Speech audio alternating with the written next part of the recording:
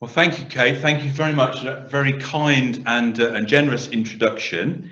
It is a great delight to be here today and to be talking to you about Oxford's Wesleyan local preachers, and not least as a taster for the edition of the Preachers' Meeting Minutes 1830-1902, which we heard earlier on will be published in June of next year. Delighted to press the send button about a week ago and send the whole thing off to Boydell and Brewer, so it's now in their hands. Actually, if we could have the next slide, please, Tom. That kind of shows you the two volumes of original minutes when the Society asked for ideas for a nonconformist or free church project for the record series. The original proposal was to edit the minutes 1830 to 1866, which is the book on the left. Sorry, my photography is not great, which means it's a little bit bright for you, but that's the first book. And then, having worked on that for a while, Kate then said, well, how about doing the next volume, 1867 through to 1902, which gives about 3/4 of a century of minutes right through the long Victorian period, and helps to give a better perspective. So that's what's coming. About 80,000 words of minutes. Many of those words are actually the same words, which recur in the formulaic presentation of minutes in a question and answer style. And then about 30,000 words of introduction and notes. So that's the sales pitch. I was wondering in preparing the talk whether I'd be able to say it's a good opportunity to buy a Christmas gift for this year. It's a bit early, but you can get one for Christmas 2023 if you have friends, family, neighbours, acquaintances who might be interested in a lot of minutes. But also a lot of information about preachers and their families and their wider connections and the contexts in which they worked. This also gives me an opportunity to thank some people who've been instrumental in bringing the volume to publication. William White, who first asked me for an idea for the series. Kate Tiller, whose editorial support and encouragement and expertise have been phenomenal, and without whom the project would not be at the stage it's at. Mark Priddy and staff at the Oxfordshire History Centre, whose support, encouragement and expertise is amazing. Bill Gibson, Peter Forsyth, Tom Dobson and others here at the Oxford Centre for great encouragement and help and access to materials. And many others here. See John Lenton and also Liz Woolley, Alison Butler, people who know a lot about Methodist history, local history, preaching history. So some of the things I say today you will know already, but there are others for whom the world of Methodist preaching may be a little bit strange. And so I want to approach that via the handout, which I hope you can see, which is a handout of the Oxford Preachers' Plan for 1839. So we'll come to that in a minute, but that will be a shape for our presentation today, and probably a little bit more interesting than working through the minutes and the meetings, because they are a little bit repetitive. So if we could have the next slide. Okay. Origins of local preaching. A word about preaching and its place in Methodism. Preaching was fundamental to the spread and development of the evangelical revival, including the Methodist strand of it. The evangelicals of all kinds were eager to communicate the message of the Christian faith, and they did that in lots and lots of different ways. Evangelicals of all kinds, including Methodists, were anxious to communicate the gospel, and they could do that in tracts, in books, in conversation, but preeminently it was done through preaching. And the great leaders of the 18th century revival, we could have the next slide, please. There we go. George Whitefield and John and Charles Wesley were preachers, and they travelled widely and preached frequently. The style of preaching, if we can go on to the next slide, after we've done this one, there'll be a bit of a pause before we have to turn on. Their preaching aimed to be plain in style, not ornate, not technical, not parading learning for its own sake. John Wesley famously said, "I design plain truth for plain people." So he would try out his sermons on a maidservant just to make sure what he was saying was understandable. and if it was too complicated, he'd change it. Evangelical in content, rather than a moral discourse or doctrinal sparring, it would be about presenting the gospel of the new birth as clearly as he could. And then finally, extempore in delivery. The idea was not to read from a manuscript, but to speak from the heart. It didn't mean no preparation, of course. Preparation was very thorough, but the delivery was spontaneous and therefore able to interact with the audience, with the congregation. And the same sermon structure, therefore, could do service in a number of different settings. When the evangelical movement began in the 1730s, it was small and it was clergy-led. But gradually, Methodists began to find that lay people, those who were not ordained, felt a calling to preach. This was controversial at first, but John Wesley eventually decided it was okay. And so we get the beginnings of lay preaching and then local preaching in Methodism. And the body of preachers in the 18th century developed in a couple of ways. First of all, into those who became full-time Methodist ministers, and then secondly, those who became part of the body of local preachers. And it's worth just teasing out the difference, because Methodist local preachers are not lay preachers, although they are lay people. The first lay preachers in Methodism, they're not ordained, but they travelled the country like the Wesleys. They were available to be sent to different parts of the country wherever John Wesley felt they should be serving. And eventually they developed into a stipendiary full-time ministry. Others, however, were not able to undertake that itinerancy. They wanted to preach in their home area, and they were the local preachers. Local because they didn't move around the country, they stayed, they had a job, they earned their living, and they fulfilled their calling to preach in their home place.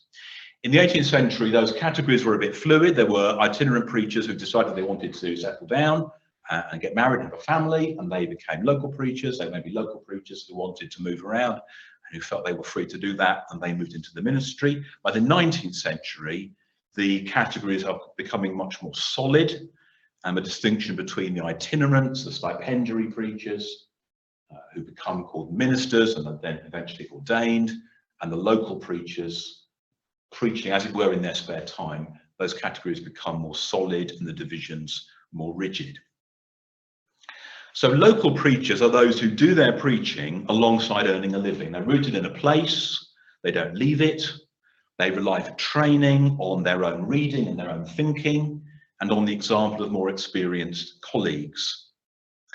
And they're exercising that call to preach as members of a local Methodist community. The 18th century and the 19th century, and still have had officially in the 21st century, a group called a society, a local Methodist church. And like all other members, they are required to attend not just worship on a Sunday, but also a weekly fellowship meeting in class with other members where they will discuss their Christian experience and be held accountable for their Christian living. They may worship in a bespoke chapel, but in the 18th century and the early 19th century, they might not have a chapel of their own. They might be worshipping in a rented room or in somebody's home. And they're part of a bigger structure, a group of societies, a circuit to which the itinerants are appointed and on which the local preachers travel to exercise their ministry. And that brings us to Oxford in the 1830s, to the Oxford Preacher's Book, and also to the Plan of 1839, which will guide us for the rest of our time. So if you can see the handout, do have a look, and if we could jump on another slide, please. There we go. There's the plan. I'm really grateful to Tom for producing this in a legible form and producing the handout for you. So what is a plan? Well, it's a combination of a calendar and a timetable. It's addressing the obvious need to sort out where and when services are going to happen and who is going to lead them. The very first Methodist preaching plans were handwritten by the superintendent minister. They soon become standardized in style, and they become printed. And you can see right at the very bottom of the slide, bottom of the handout, this one was printed by somebody called Cook, not in Oxford, although it was for Oxford. He was in Holywell Street in London. And I just wondered whether there was any family relationship between Mr. Cook, printer, and Mr. Cook, the superintendent, who is there. It's Corbett Cook. I wonder. Let's go on to the back to the plan. Thank you. So that's a line that I haven't had a chance to explore.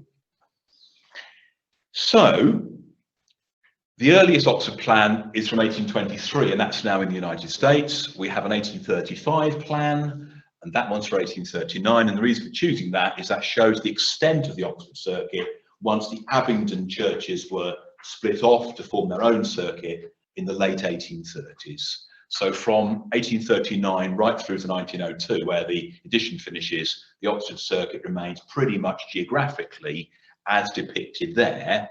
The only significant difference is being an increasing number of chapels within the city area, and the loss of one or two of those on the list there, where Methodists were trying out preaching in the 1830s, but where the cause did not establish a strong enough footing to endure. And that's a feature right through the period. Methodists are trying out opportunities, trying out preaching in different places, and sometimes those bear fruit and the society's formed and a chapel is built, but in some places the effort doesn't pay off and the work doesn't continue. So to function well as a calendar or a timetable, you need the information that's printed there. You need the places where preaching is going to happen, and they're listed down the left-hand side. You need the times of the services, and they're beside the places, second column in. You need the dates, and those are across the top, just about a third of the way down. And you need the people, and they're the folk on the right-hand side in their different categories, and they're numbered, as you will see, and then the appointments in the grid are filled by numbers, and that saves space. By the 1880s, 1890s, they're putting names into the grid, which is much more human than putting a number. But the early 19th century folks were very practical, and they wanted to save space, and so they just used the numbers. Comment on the things we've mentioned already, the places, and that language of a preaching place endures right through the 19th century, and it's still around today. We still talk about the places on the plan. Nowadays, place generally means a local church with a bespoke chapel, but that wasn't the case in 1839. There were a few chapels in the Oxford circuit, one in the city centre and others in some of the villages, but other places on that list, including Lower Wolvercote right at the bottom, for example, and Lullingworth and Wheatley, would not have had their own chapel. They would have been meeting in rented space or perhaps in somebody's house, and they hadn't acquired their own building. So place means a place where preaching happens, and a regular item on the preacher's meeting agenda is, are there any new places that should be taken onto the plan? In other words, are there places to which the circuit should send a preacher because there might be a need or an opportunity in that place? Some places come and go quite a lot through the 19th century. Some are tried persistently but unsuccessfully. Summertown was one such.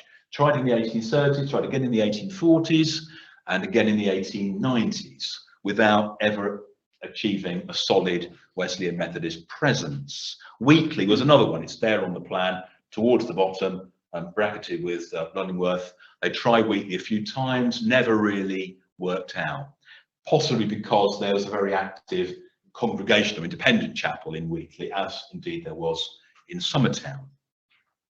Some places lasted for a while and then failed because support was fragile, or because the place of meeting was withdrawn, was lost. Whoever owned the property decided they didn't want Methodists to be meeting there anymore. The distribution of the places, they're not listed there in any particular order other than that the city comes at the top. The other places are not grouped in any kind of geographical logic as far as I can see. Nowadays, Methodist plans tend to set out churches according to the minister who has pastoral responsibility for them, so they are grouped, but in the 1830s that wasn't the case. The other thing perhaps to notice is that those places are spread out to the north, mostly to the north, east and west of Oxford, and some of them are quite a long way from the city centre, 10 miles or more. And if you think about preachers travelling on foot, those journeys are going to be quite considerable getting to appointments. Times of service, second column in. John Wesley was anxious that the Methodists should not compete with the Anglicans, with the Church of England, and hold their services in church hours. In other words, on a Sunday morning or a Sunday afternoon, times for morning and evening prayer. By the 1790s, Methodists were getting quite restive about that. And so there are a few examples on this plan of morning appointments, although they are in the minority of cases in Oxford itself, in Iffley and in Woodstock. Most of the places have an afternoon service and an evening service. And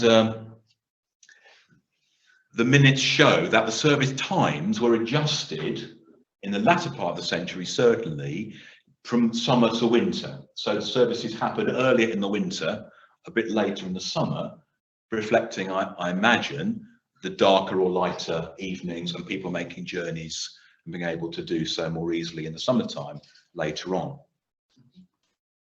Mostly the same preacher does both services in a place, morning and afternoon, or afternoon and evening. And of course that makes sense if you're travelling quite a long distance, maybe on foot, to get to a chapel or get to a place, you'll want to do the two services. And I wonder what they did between the services. I suspect it was intended they would visit members of the society and maybe even meet the class, the fellowship group, to see how everyone was getting on with their Christian discipleship. Some of them may have had a snooze. And we have discovered and are trying to pursue from the isolate records towards the end of the century, the preachers meeting uniquely in this period, votes to support and finance the putting up of a memorial tablet in the chapel to a deceased member of the church, Mrs. Brockless. Mr. and Mrs. Brockless were bakers in Islip, and we wonder, although it doesn't say this in the minutes, whether they provided a nice tea for the preachers from the bakery. And so when Mrs. Brockless died, the preachers' meeting clubbed together to have a memorial tablet put up in the chapel. We're hoping to be able to get hard documentary evidence of that, but it's a nice story, and at least it makes sense.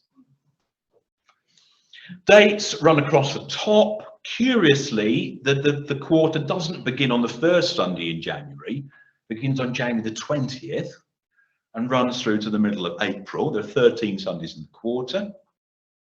And just above the dates are the Sundays of the year with the readings appointed in the Book of Common Prayer for each Sunday, from the second Sunday after Epiphany to the second Sunday after Easter.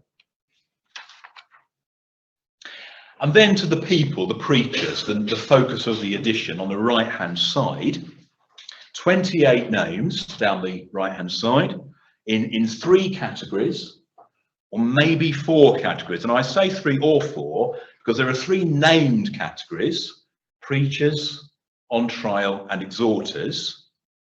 But as you'll see, there's an unstated but very visible distinction in the category of preachers, because the top two names are in block capitals: Cook and Nightingale. And why is that? Well, they're the itinerants, the travelling preachers, the ministers, the two ministers appointed to the circuit. And they illustrate the diversity of the Methodist ministry in this period, and they are entirely typical of the appointments to the Oxford circuit for most, at least the first 2/3 of the 19th century. Corbett Cook is the superintendent. He'd been in the ministry since 1809, so he was in his 30th year in ministry. This was his 14th circuit appointment, so he genuinely was an itinerant. He'd moved a lot.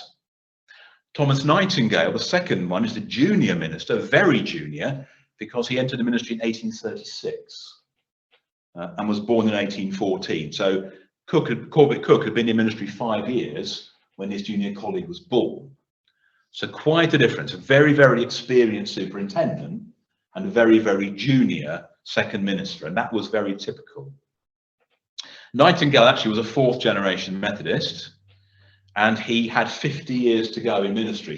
He died in 1890, so he was setting out on what was going to be a very long career in the Methodist ministry at this stage. But it raises an interesting question for me about the relationship between the two, the superintendent and the second minister, one very senior, one very junior. Also the relationship between the junior minister and the local preachers. many of whom would have been old enough to be his father, if not his grandfather, and had many, many, many years of preaching experience behind them. And then there's this young man sent to the circuit by the Methodist Conference, and I know nothing about Thomas Nightingale, whether he came to the circuit thinking he knew it all already, or thinking he had a lot to learn. But you can imagine if it was a junior minister who had ideas of status and position, the relationship with the local preachers might have been a bit frosty, because they might have thought, who is this wet behind the ears youngster? We know more about this place, these people, these churches, these communities, and indeed about preaching than this youngster fresh out of training. Just drop down to the foot of the list of names so that we can consider, by looking at the on trials, how someone actually becomes a local preacher. Right at the very bottom, there's one person there, Lewis, who's an exhorter.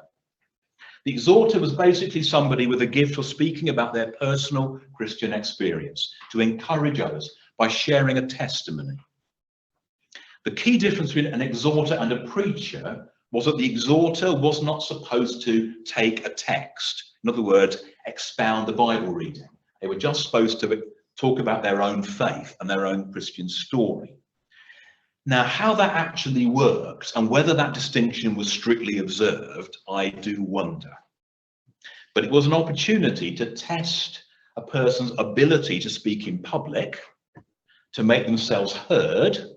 No PA systems in those days. Thank a merciful providence, perhaps, for that. But as well as a test of their Christian character, the soundness of their conversion, their understanding of Methodist piety. And the exhorter might not progress any further. Later in the century, there are a number of people who remain exhorters for decades and never go beyond that. The next stage is to be permitted to preach, to be given a note by the superintendent, a written note authorising a person to preach, and then to test the calling quarter by quarter. Each time at the preachers' meeting, the quarterly meeting, reports were given on the preachers on trial, how they were progressing, and whether they should be continued for a further quarter or not. And some weren't.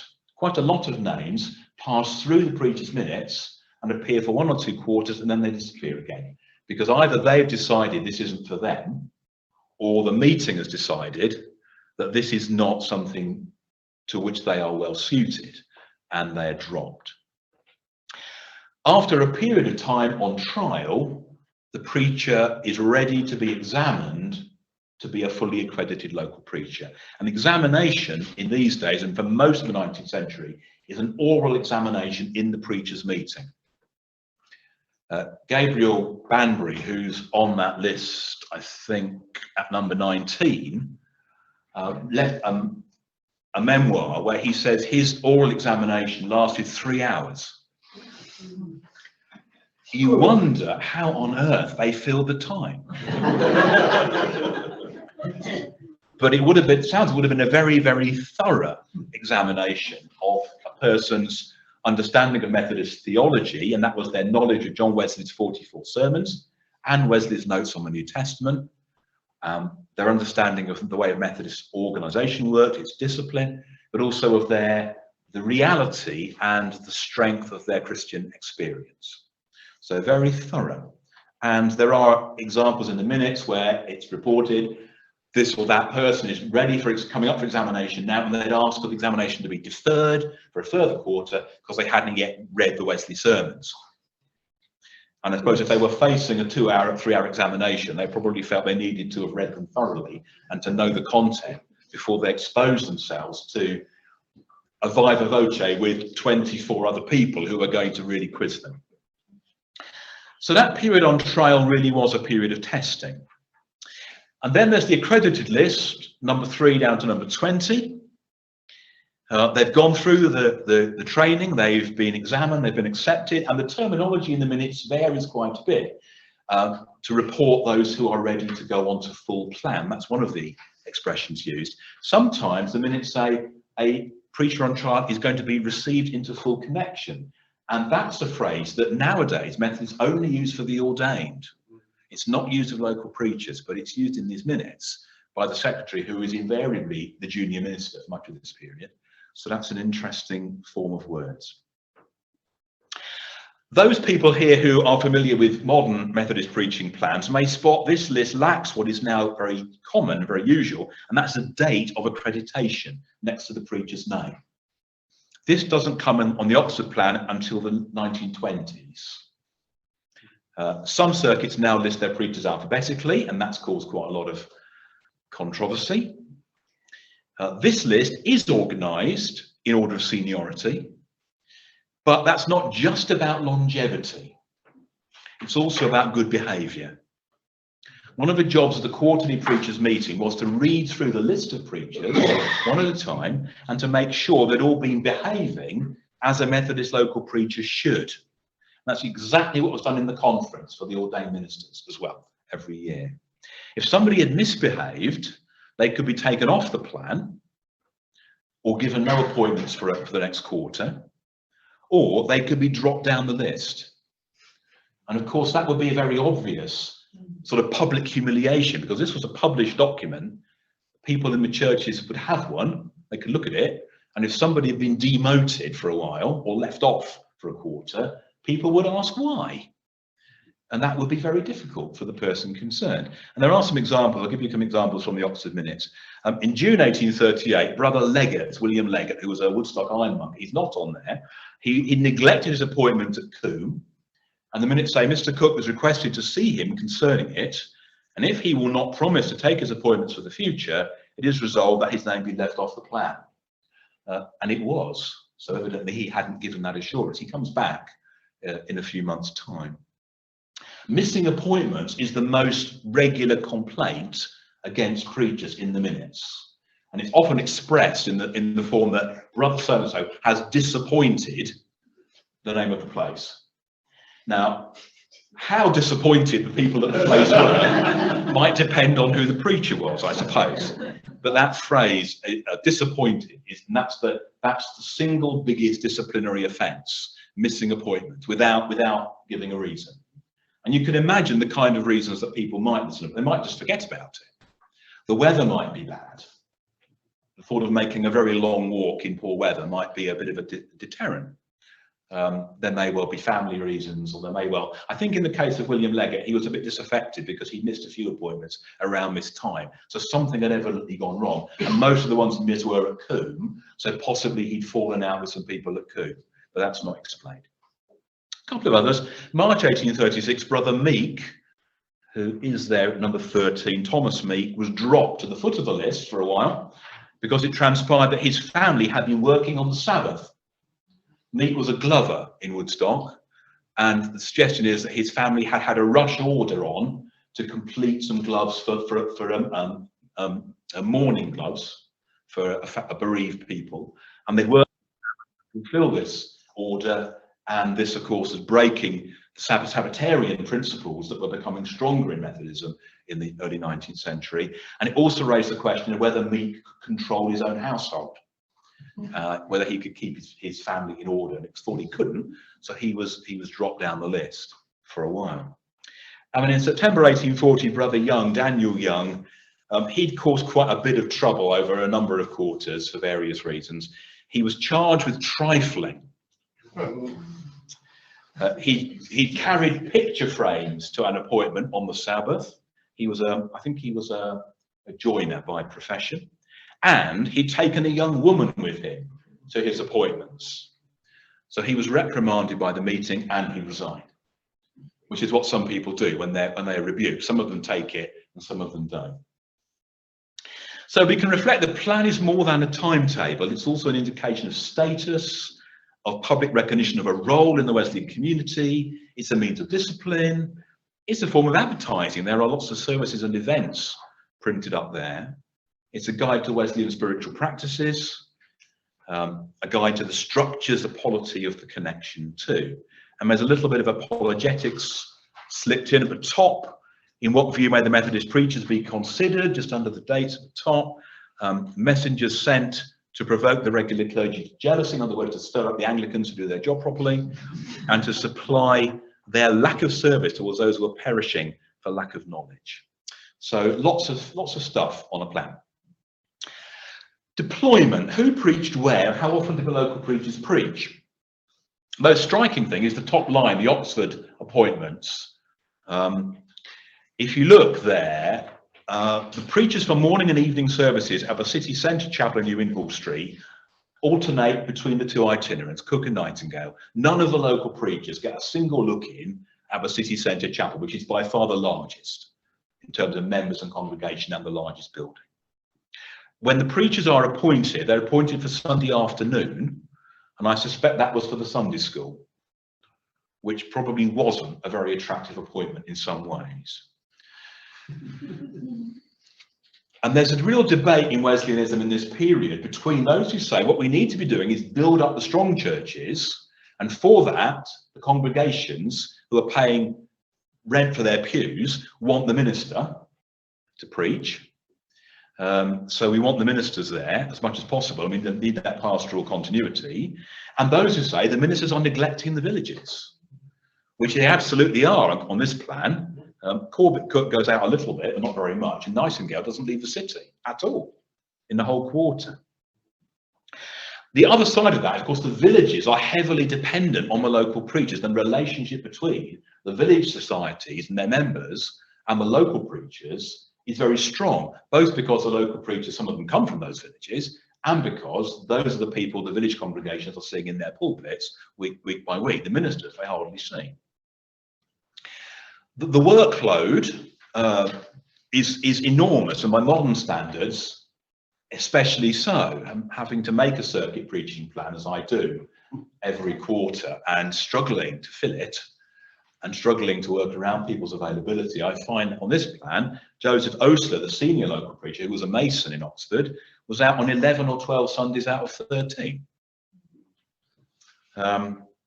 William Bartlett, carpenter, master carpenter, also Oxford based, was out on 12 of the Sundays in the 13. Even Thomas Meek, when he wasn't not supervising his family, does quite a lot, does 8 appointments. And these will be double appointments, 2 services in the same place. So they're worked hard, they really are. And there's no particular logic about it. Preachers are not planned in the churches that are closest to their home. The only principle is not to plan a person in the same place twice in the quarter, where possible. And I wonder if that's because it gave them a chance to prepare one sermon and then take it down to all the different villages. So, coming towards an end now, who were the preachers? What kind of people were they?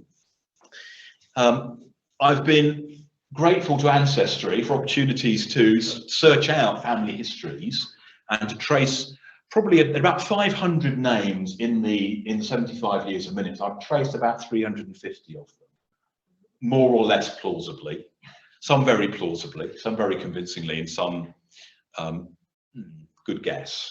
But looking at these, Joseph Osler, I mentioned him already, born in 1771, he was a mason. William Bartlett, born 1799, master carpenter, he came from Chipping Norton originally. George Brown, he was a saddler. Joseph Greenhill was a brickmaker. George Scarsbrook was a baker. Josiah Crapper was a schoolmaster of an old Oxford family. Thomas Church, a tailor. James Hitchman, also a tailor, registered in the later censuses as blind. An occupational hazard, I think, for people working in the fine work of tailoring. William Birmingham, Billy Birmingham, a shoemaker. His gravestone still stands in the graveyard at Headington Quarry Chapel. Henry Leake was a gentleman, which is really unusual. He's the only person, I think, in the entire 3/4 century who is described in the census as a gentleman. He was a maltster and a merchant, really. Again, an old Oxford family, a very independent-minded character who was active in the Wesleyan reform movement later on, about 10 years after this. Thomas Meek, we mentioned, the glover. John Prentice was a whitesmith. William Ray, schoolmaster. Shadrach Robbins, wonderful biblical name, was a cordwainer. Harris, I'm afraid, has defeated me. I don't know. There are lots of Harrises in Oxford in the 1830s. Thomas Smith was Joseph Osler's son-in-law, a leather cutter and bootmaker. Gabriel Banbury, a tailor. James Osborne, a farmer. Charles Knockmore. Bolton, I'm afraid I haven't found. Daniel Young, the trifler, a cabinet maker. William Wheeler, the only agricultural labourer on the list. Interesting. Hampton Poyle. Thomas Jones, a farmer. He come down from Yorkshire. James Davis, a tea dealer. Benjamin Watkins, a schoolmaster. And William Bateman, I think, well, I'm not sure, possibly another labourer. And Lewis, I haven't traced. They range in age. The oldest is 68, the youngest is 23. They're mostly skilled tradespeople. Some of them white collar. One, Henry Leake, a gentleman. Many have migrated to Oxford from the immediate hinterland, from Abingdon, from Chipping Norton, from Bicester, and some have come further. Meek from Worcester, Thomas Jones from York, some from Berkshire, from Hertfordshire, Buckinghamshire, Northamptonshire. They are, of course, all men. John Lenton, who's worked on women preachers and how they continue into the 19th century under the radar after the Wesleyan Conference says we don't want women preachers anymore. I haven't found any in Oxford, I'm sorry to say. Not until the early 20th century, and just beyond the period of this edition. Some of them depart from the plan fairly quickly. Daniel Young within a year. Some stayed for a lifetime. Joseph Osler died in 1849 after more than half a century of preaching. Thomas Meek died in 1872, still preaching. Billy Birmingham, 1875, still preaching. A big group of these leave about 10 years after this, when the reform agitation over how local and central authority is exercised in Methodism leads to a big schism, and a good number of them, including Bartlett and Banbury and Scarisbrooke and Crapper and Leake, leave and become Free Methodists. And Gabriel George Banbury goes on until 1911 and dies at a ripe old age in Woodstock, the grand old man of Oxford Free Methodism and a mayor of Woodstock and magistrate in Woodstock. Two others to mention just in closing, the two youngest ones here, just to show the very different trajectories. Benjamin Watkins, youngest son of a farmer in Northmoor, schoolmaster. He offers successfully for the Wesleyan ministry the year after this in 1840. Married in 1842 at St Paul's in Oxford, married Sarah Bailey, who was the sister and daughter of two other local preachers. And within 2 months of their marriage, they sailed off for the Gold Coast to join the Wesleyan mission in West Africa. They arrived in January 1843 at Cape Coast. Sarah died in March 1843, and Benjamin a year later in February 1844. William Ray, same age, also a schoolmaster from Berkshire. By 1846, his ideas on the Trinity were causing the preachers' meeting some concern, and he was dropped from the plan in 1847. He became a Swedenborgian, a minister of the new church, and went on to run a congregation, a Swedenborgian congregation in Oxford in the 1851 St. Bridget's census, and then moved away and died in Newcastle in 1884. So a real range.